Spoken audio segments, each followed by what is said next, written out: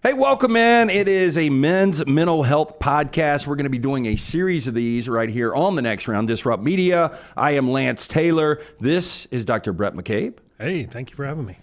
You are one of the guys that helped us really create this. We will get more into your credentials and people you treat, and you're going to be the expert here on the panel. Nick Johnston, one of our great sponsors. You, like me, we struggle. Sure. Yeah. No secret. Well, don't forget me in that. And you, yeah, I it's do, hard yes. to believe that the professional, and then our very own Rockstar producer, you've been battling anxiety. No, probably since I was like 4. But I think we got a strong point on it right now. We're working towards a goal. Well, this is good because we're going to get one of our episodes is going to be on the youth and what's going on there, because it's really difficult to get some of these young kids to actually speak out about it and let you know what's going on behind the curtain. So Rockstar will be able to share with us. I just wanted to kind of start with your story, because you are viewed as one of the professionals. You talk to a ton of athletes. You are the on-site sports psychologist for University of Alabama, all their athletics. So you've been doing this a long time, but there's something that actually got you to this point. Yeah. So, when I was an athlete at LSU and struggled with anxiety, struggled with a little bit of imposter syndrome. I didn't really know at the time what it was, and I was fortunate enough to meet with some professionals back then. But the funny thing about it was my family was very integrated into the mental health community. So I remember having a friend of ours who was a psychologist. So we would go to dinner and whatever. And so to me, it was really never that big of a deal. But when I was playing, I started having some struggles and some worries and some anxieties. I just couldn't figure it out. And near the end of my career, I decided, I'm going to get into this thing. And so I switched my major at the very last minute and had no idea what I was doing, and went into psychology, got into a doctorate program. So I'm a clinician, and then did my training at LSU. And I didn't actually specialize in sports. I wanted to work with the full spectrum of human experience, and I specialized in medical settings because I wanted to work in primary care settings to help people like us. That's where most people go for mental health treatment, is their primary care provider. And then I did my internship up at Rhode Island at Brown and worked in pharma for about 8 years doing clinical trial research on psychiatric drugs, and moved down to Birmingham and started working and seeing clients on the side with my company's permission. And next thing I know, I had a massive practice in sports. So I've been the clinical psychologist and sports psychology consultant over at University of Alabama, I think, since 2011, working with all sports since probably 2013. Have been out on the PGA Tour for 10 years, working with some of the top players in the world out there. I consult with a Major League Baseball franchise on a regular basis, both on the mental health and performance. So I'm in it all the time. And but I've also struggled myself. I've had panic attacks.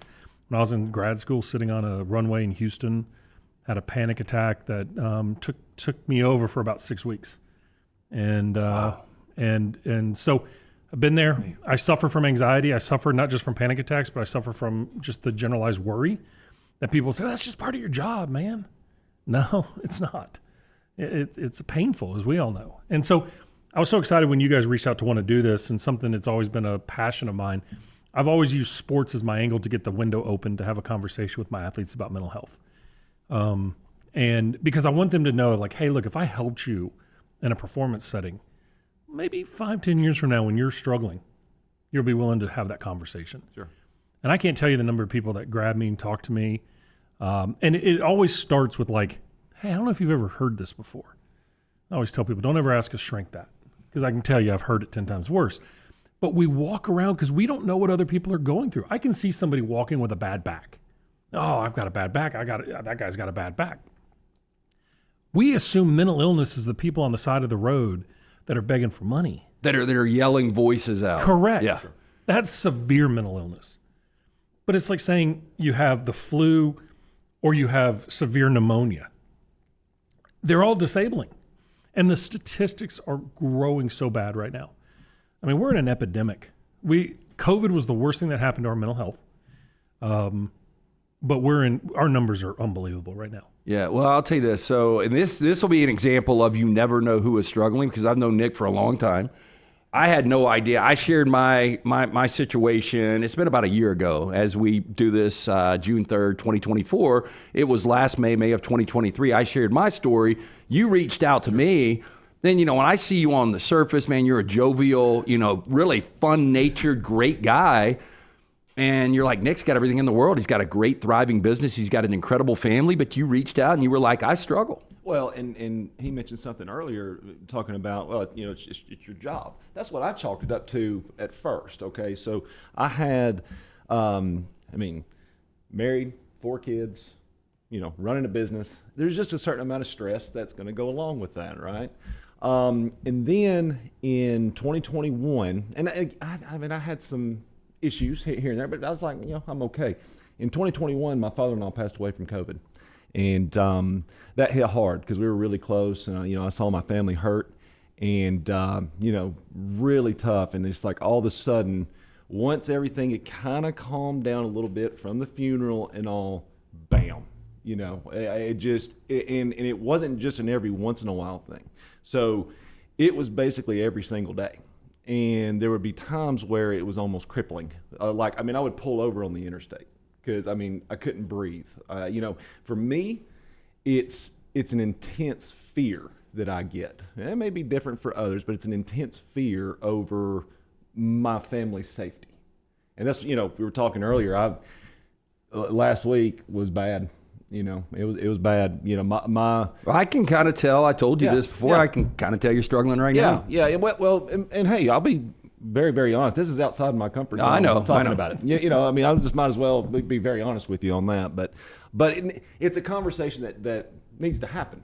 And I'm here for it. Well, and you've got some interesting, and we're going to get to Bhrett McCabe. Dr. Bhrett McCabe is in here with us. Some different symptoms. It affects everybody so differently. So I've worked with Rockstar now. Oh my gosh, it's been 20 years basically. Yeah, it's been a long time. And when I was working with him in the early 2000s. I was a happy-go-lucky guy. I didn't have these stresses of the world. I didn't really deal with anything, but I knew behind the scenes he was, and I knew you were getting on certain medications, you were talking to different therapists, and you have been battling this for basically all your life. All my life I've had bad anxiety. My biggest fear, I've been to many psychologists, psychiatrists, therapists. My biggest fear, like in being 5 or 6 years old, we don't know where it was stemmed, can't find the trigger point, but if we're on a family vacation to the beach in a van, my fear was we're going to get in a car crash, everybody's going to die, and it's going to be me. I'm 5 years old. I don't know what the hell taxes are. I don't know what I'm going to do, and that was my fear. So I had elevators. Elevators are going to kill. I'm always the survivor in my dreams. And one was if I got in an airplane, then it turned into panic attacks where it'd be like, I don't want to get on an airplane because then I'm going to freak out and then I'm going to ruin everybody else's day because hey, we got to land the plane because I'm freaking out. And then no, I got to go see my sick son or something like that. And no, I'm having a panic attack. So it's always, my concern is how I'm affecting everybody else with my mood. I'm ruining your day. I'm making you off schedule because I'm being a baby about my hands are sweating. And I've been like that since I've been on medication for a while, and it's tampered down a little bit, but it's always there. I still have panic attacks. Had a really big one that you said was 4 weeks. I lost 40 pounds in 2006 is when I had a huge one. I had to live with my parents because I could barely walk. Couldn't walk down steps. So it's just stuff like that, and I can't tell you what triggered it. I had a bunch of things, burying a lot of things until it just erupts. For me, it was 2022 real quick, and it was Alabama, Georgia, Indianapolis when it all came together, and I was in one of the darkest places I've ever been in. I couldn't explain it. But going back to what he said, there's got to be something that starts the trauma.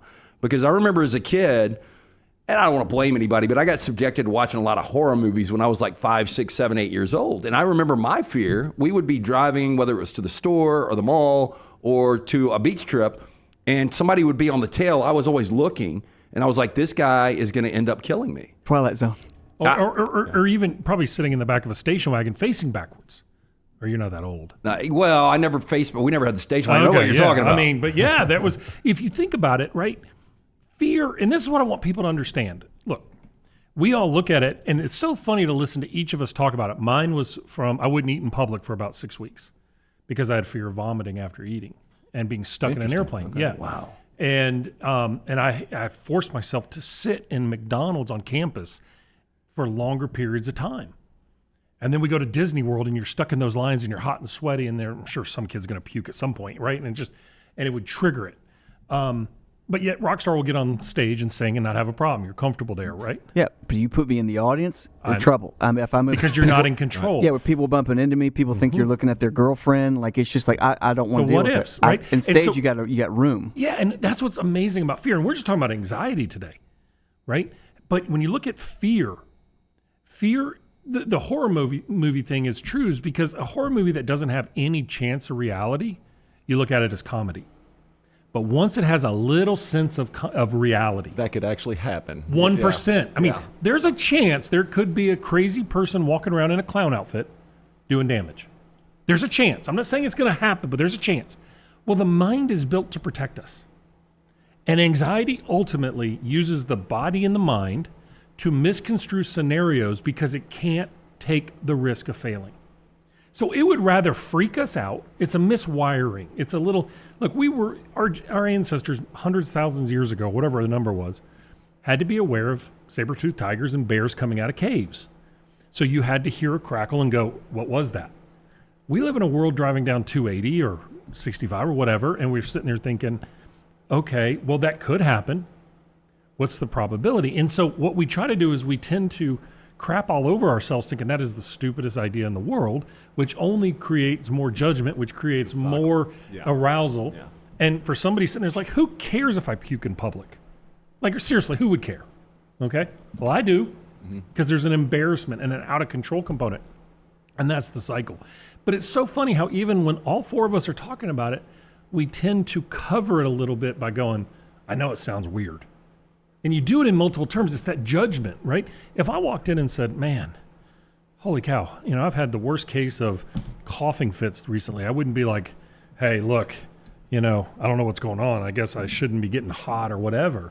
We don't. But when it comes to mental health, that judgment element of our human brain just tears us apart. And because when people finally open up and share, we get support, but it doesn't really give us solutions. And everybody people who don't have it are like, well, just deal with it. It's like, dude, it ain't that easy. I remember vividly, somebody close to me said, I cannot believe that guy was selfish enough to commit suicide. And I think at that point I agreed. I think it's been 10, 15 years ago. And man, and here comes my defense mechanism. I hate to say this, but I kind of felt that in Indianapolis. Like it was the biggest moment of despair. There was no hope. It was not going to get better. And it's just amazing the triggers that you can have. And we did Mystery Fifth Hour, and I think I told you guys when we met initially about a month ago, illogical thoughts for logical people. Like the other day, I went to get a hose, unscrew it, deep in the bushes, and all I could think about was a copperhead or a cottonmouth biting me. Okay, but if you didn't... I'm right there with you. Okay, I'm with you. I had to walk out last night in our natural area, and I'm sitting there thinking, this is the dumbest idea. All right? But that's not an irrational thought. It's a low probability event, but it's not irrational. And so you're talking about suicide. And look, I want people to understand this just real quick. Let me give some stats. About a quarter of the U.S. public suffers from a mental illness right now, whether it's anxiety, depression, substance abuse, to the severe illnesses of bipolar disorder, schizophrenia, and things like that. 50,000 Americans died by suicide last year. 1.7 known attempts. Men are more apt to commit suicide, to finish, complete, than women. White males are at the highest demographic risk category. I can tell you 3 or 4 people in my community. We're going to talk to somebody in the next episode who's very, who's talked about that. I know somebody very close. On the PGA Tour, we've lost 2 in the last 60 days that are affiliated with the PGA Tour. Okay, now think about that.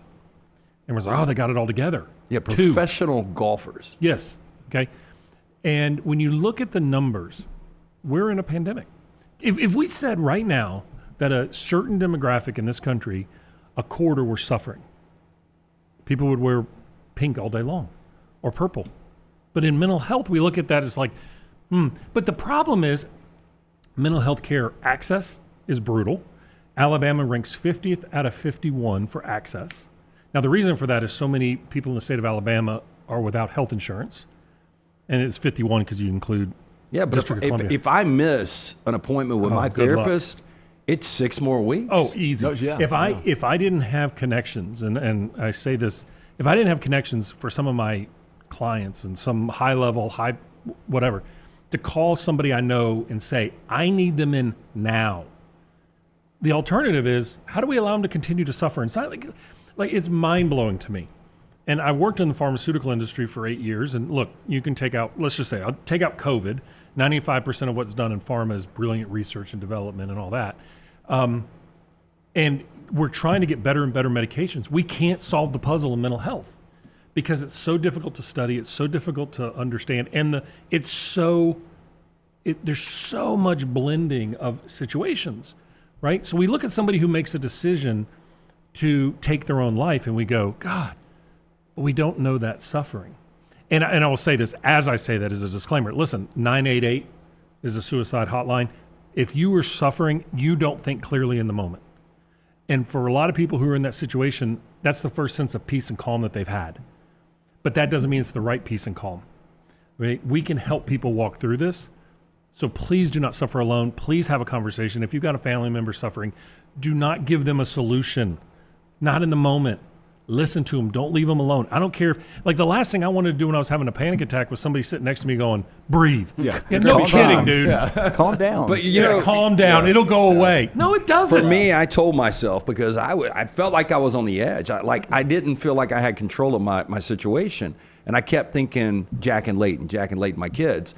And I called my ex-wife. Yeah. And we were in Lucas Oil Field. And she had to call Dunaway and Brown, who were on the field getting pregame interviews, and they had to battle a sea of people to come be with me. And I was so embarrassed. And I remember sitting there, and I remember getting back in this parking lot and getting dropped off and gave them each a hug. And I was like, please don't tell anybody about this. Yes. And I think the most important thing you can do is talk to somebody. And I wanted to ask you this, because it seems like yours has gotten worse with age. Mine got to a point, and it's gotten better because I'm seeking treatment, and I'm on a med right now.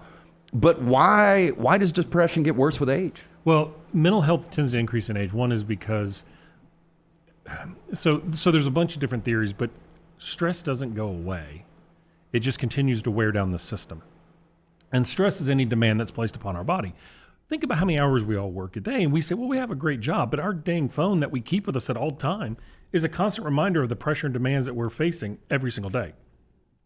Our brain is getting less resilient as we're getting older. Our attention spans are getting shorter. We don't do a good job of taking time away and relaxing. You know, a couple of years ago, we went to the beach, went down to 30A, and one of my tour players won on Sunday, and I was like, oh, yeah, I should be celebrating all week. I was a nervous wreck until the next weekend another tour player won that week. So it was a very good financial payday for me. But it was a terrible, terrible trip because I was like, well, they don't need me anymore now that they've won. I mean, like the irrationality of the thought there, right, is unbelievable. So we never take time away, right? And so, you know, we know that there are certain things that help, but our bodies and minds weren't really built for the demands we have on them right now. And people didn't live this long. I mean, I heard you guys talking on one of your shows about, TV show ratings, and is like the age group, the demographic. Yeah, they're like mid-60s now for all 5 major networks. So let's go back 500 years. If you were mid-60s, Oh, you lived a long life. big time. Okay? So the wise people were the 35-year-olds that survived the wars, the 40-year-olds. And now we've got people living 80, 85 years. So the demands, but we're working till 74, 75. Like, I can't imagine quitting work when I'm 65 in 15 years. Like, that doesn't seem relevant to me. I'd like to take more time away. So I think there's a lot of ideas as to why, but our brain loses kind of flexibility during that time. We have more pressures, more demands. The number one stressor for the American public right now is the economy and finances. Okay, so the American Psychological Association did a study during COVID, and years 2020, 21, 2022 are the highest on stress ever in the United States. We've gone through world wars. We've gone through major issues. COVID, contentious elections, social media, the media disinformation campaigns that are running rampant that are all taking advantage of us. Look, and let's not forget, and for our parents listening to this, we all love Instagram. We all love to search. Instagram, according to one of the social psychologists, is the absolute worst thing for a female adolescent brain. There is nothing worse than Instagram. Well, I believe it because they're seeing like birthday parties they weren't invited to. They're seeing girls Yes. that bought a new pair of Golden Goose shoes. Yep. I mean, there's so many different things. So, that's believable. No, it is. And I have a question. Yeah, go that's for it. okay. You And mentioned. let me reset this real go quick. ahead. Dr. Bhrett McCabe, Nick Johnston, Rockstar. I'm Lance Taylor. We're doing Men's Mental Health Podcast, episode 1 right here, The Current Epidemic. You mentioned anxiety and depression in the same breath. How thin of a line is it between those two things, and are they treated the same? So typically when you see somebody who you're treating for depression, anxiety runs about 80% of the time. Okay. I would tend to see people who present only for anxiety, depression maybe 50% of the time because they get worn down. So typically anxiety is a colleague of depression, but depression is not always a colleague of anxiety. But I always think we focus a lot on depression because we see the heavy cloud people are living with, the feeling of hopelessness, the feeling of anhedonia, which is the concept of losing interest in things you used to enjoy. It's one of the biggest predictors and symptoms that people don't understand. It's like, well, I'm not really depressed. Hey, well, let's go to the beach. I don't really want to go. Okay, that's anhedonia. People that don't get out of bed, right? No purpose. No. You would see anhedonia on the daily basis. Somebody's like, hey, let's go out and have dinner tonight. No, it's just too much work. I just don't want to stay in my bubble. I just want to stay in my little bubble. Like I'm in my routine. And it's just lack of pleasure and joy. And so we tend to lose that, right? But what happens in depression is you have worry that runs with it. And it tends to shoot holes into the theories and thoughts that you have. It's like, I just don't think I could do that. But then you feel like you're missing things. And so most people with depression don't sleep real well. And most people with depression don't eat. We assume that they're going to lay in bed all day and be sloths. It's the exact opposite. Most people are waking up at 2, 3 o'clock in the morning and they have what's called terminal insomnia. They wake up and they can't go back to sleep because their mind starts racing. They stop eating because they don't have an appetite. One is food's enjoyable. People like to eat. Well, if you're not getting joy from things, so that anxiety runs. People who are what I call running hot, people like me, probably guys like you guys, who tend to have anxiety and we're trying to keep all the plates spinning and we're running. Depression tends to pick up when we feel like we can't make an impact. And we start feeling we're losing our power over what we're doing. Biochemically, a lot of the treatments are the same. Now, the thing is about treatment, and I'm not a medical provider, I'm not a physician, but I've got a lot of background in psychopharmacology, is that we go, look, you take an SSRI, a serotonin reuptake inhibitor, and you go, you must have low serotonin. That's not the issue. The drugs work by helping you, by keeping neurotransmitters in your brain in a spot that allows you to get movement and get moving, and slow down the volume, right? You just don't worry as much. But it's not like it's not an anxiety reducer. It's not like you're taking a medicine before surgery and you're like, oh God, that feels good. Those take longer to work. So that a lot of them are working together. So they tend to get lumped together in treatment because the same medicines work, if that makes sense. Yeah, if you are struggling, 988 Suicide and Crisis Lifeline. Unbelievable. 988. If you're feeling any of this, and again, we're going to do 4 podcasts on this. If you're feeling any of this, start the conversation. With even your primary care, your OBGYN, somebody. Well, and I was going to ask you, being a professional and doing this for as long as you had, how can people find the right psychologist, psychiatrist, therapist? Again, they're limited, and this isn't a shot at you. No. You have got so much going on that we sat down a month ago, and this is the first day we could get together because you're all over the country helping people out because you're on demand. I don't do clinical work anymore just because I'm not resourced to do it. It's unfair to my clients to do that. But the main thing about therapists is psychologists, licensed family counselors, social worker, even your pastor at your church. They're trained in counseling. You want somebody you can have a regular relationship with. Now, here's the deal. You want to find somebody you can connect with, but you don't want somebody who always agrees with you. So even if it's a little challenging and hard, don't be like, well, I don't want to go see them again because they were hard on me. But that's okay. Okay?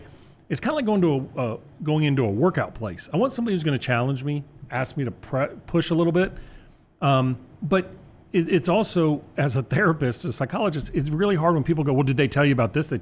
No, they didn't. Right? Because you have to be open and vulnerable. And as men, we suck at being vulnerable. Suck at it. Right? We want to give everybody the presence and the image of what we want and the mask on our face that we got all this together. The reality is if you don't talk about it and you're not planned and ready, okay, then the therapist can only do so much. Like I can't tell you the number of times or for me, that I've done the same thing because I've been in therapy. Like, well, did you do this and this? Oh, yeah, I did that. No, I didn't. I didn't do any of that. Also withholding. Unbelievable. Yeah. I mean, we do that because, one, it's hard, and lifelong work. And one thing I want people to realize by doing this, and the reason why I'm so excited about this, is let's get the conversation started. I talk to way too many professional athletes, way too many coaches that are suffering in silence because they don't feel like they have anyone else to talk to. And sometimes, and sometimes it's just getting a group together and us having a conversation with coffee. You know, I go to coffee shops in the morning, you may see a group of men and they're talking. And a lot of times they're there supporting each other and they're getting a boost. And it may not be therapy, but it's connection. Yeah, the amazing thing to me is how many guys can camouflage it. Oh, God, we're great Again, it's not like you and I work together all the time, but after you told me that, then I can see it a little bit. Oh, look, for the longest time, the only person that knew was my wife, because I would have to call her to try to calm myself down a little bit. So I didn't dare. Yeah, but how about this? I just wrote a book called Kick Anxiety's Ass, right? My wife read it and she goes, I had no idea. My mom called me and said, I had no idea. Well, And that's what I do for a living. Yeah. And hey, I haven't, I'm not saying that I've necessarily gotten into, everything that I went through. She just knows I was struggling. Yeah. And I other than the episode last week, I've been doing really well. But that's okay. Well, yeah. I know, no. But I want people to understand, mental health, wellness is not all or nothing. It's a continuum. Guys, we don't live perfect. We can't. Mm-hmm. We have moments that we have unidentified triggers. We have bad weeks that come out of nowhere. But it's how we manage those weeks, not the fact that those weeks existed. I like to look at mental health, our mental wellness on a daily basis, like the weather. Okay? Our overall well-being is the climate. So in the summer in Alabama, we expect 3 o'clock thunderstorms. We don't look at the sky and go, I cannot believe it thundered today. You know what you do? At 3 o'clock, I better drive a little slower. I better be a little more cautious, carry an umbrella. I want our climate to be better, but sometimes our climate's a little volatile, which means the weather sometimes. And it's better to at least accept and go, hey guys, I'm struggling a little bit right now. Or even to yourself in the mirror, I got to be a little bit more cautious. There's mornings I wake up and I have no idea why I'm as anxious as I am. Dr. Bhrett McCabe, Nick Johnston, Rockstar, I'm Lance Taylor. We're going to bring on our first guest here from Golf Digest. Sam Weinman joins us right here on our first episode of the Men's Mental Health Podcast. Sam, we appreciate you jumping in. We were talking suicide rates, and one suicide's too many. Grayson Murray, a lot of people, I read an article back in January, was engaged, had stopped drinking, had really cleaned up his life. He seemed like things were going in the right direction, was playing his best golf. And then you see the headline, 30 years old, dead. The first thing that comes to my mind is he probably committed suicide, and his family came out with a statement shortly after. We appreciate you jumping on. How surprised were you when you heard that Grayson Murray had committed suicide? Thanks, guys, for having me. I'm not sure if I can speak to how surprised I was or wasn't. I knew Grayson was sort of up and down and was pretty forthcoming with a lot of his struggles. And you learned, after his death that he was very open with a number of people. So certainly less surprised than maybe with other players. But obviously that is a very severe outcome and pretty shocking to hear about anyone, especially someone who's, a professional golfer who's was having a great year.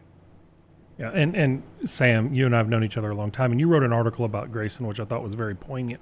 Gary Williams of 5 Clubs, the former of Golf Channel, wrote one about being an alcoholic. One of my clients that you know very well, Billy Horschel, talks very openly about his wife's journey in alcoholism and addiction and mental health, and their foundation, the Horschel Family Foundation's got a very strong focus on mental health. I actually had lunch with Grayson on Wednesday at the PGA Championship. He sat down and he was a former client. He wasn't an active client. He hadn't been a client for over 5 years. And I keep thinking back if I had just turned and said, "You doing okay?" And I'd heard some things that, but we had all heard some stuff, right? Sure. We knew Grayson. Part of it's rock stars in the music industry. You hear genius in music and go, "Oh, it's not a surprise," or comics or actors, right?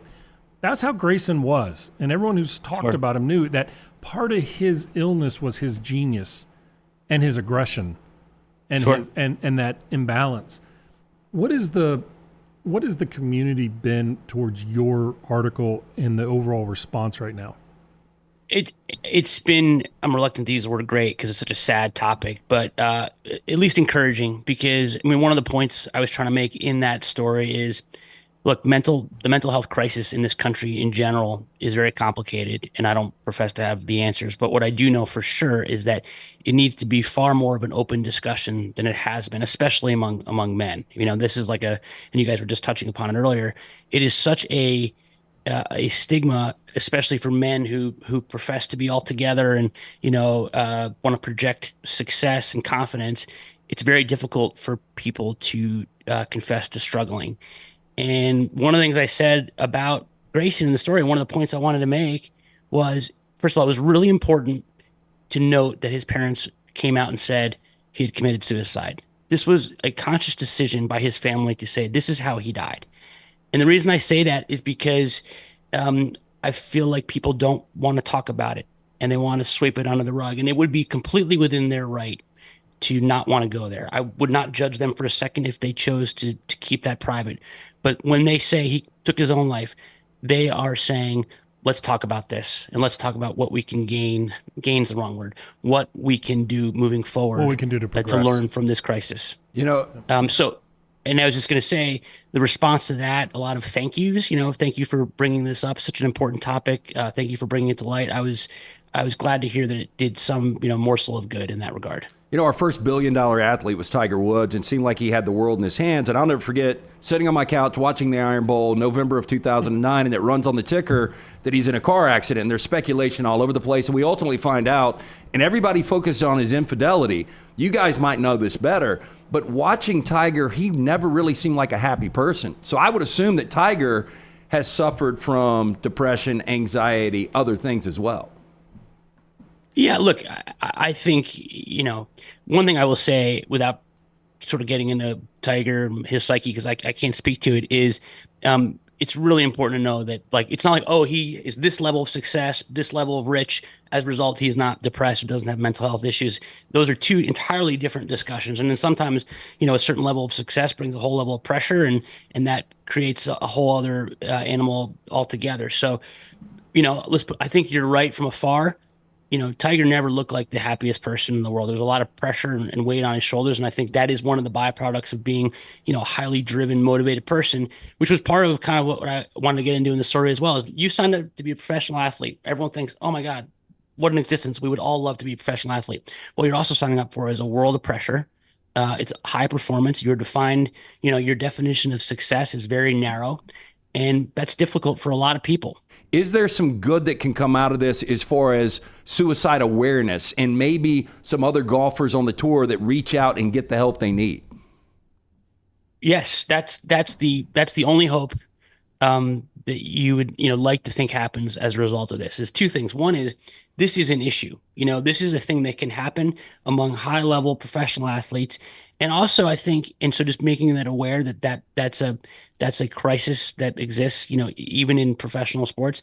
But also, I think I heard Bhrett talking about it before I jumped on about check-ins, having a discussion with people and just kind of checking in on people, even if they don't look like they're, overtly struggling. It should be part of our sort of routine with the people around us, and even people who are just kind of acquaintances, to do a check-in. And don't always think that depression, they looked fine, they looked like they were doing great, so I didn't really need to worry about them. I think, if you really want to care about someone, you kind of have to create that space to allow them to talk about how they're doing, which I know is, it's a difficult concept for a lot of people to wrap their heads around, especially men. But I feel like the alternative is what you had with Grayson, and no one wants to have that happen again. Yeah, just want to thank you so much, not only for coming on, but for actually putting that piece together, because I know it was difficult, the circumstances, but hopefully this will reach a lot of people, and we do appreciate the time, Sam. My pleasure. Thanks for having me, guys. Yep, that's Sam Weinman, Golf Digest. Check out that piece on Grayson Murray. Very, very important. Again, we're doing Men's Mental Health Podcast. It is brought to you by our friends at Johnston RV. Nick Johnston on our panel. We will get more deeper dive coming up on episode 2. We will get into anxiety, which is crippling for a lot of people out there. But this has been episode 1, the current epidemic, right here on The Next Round.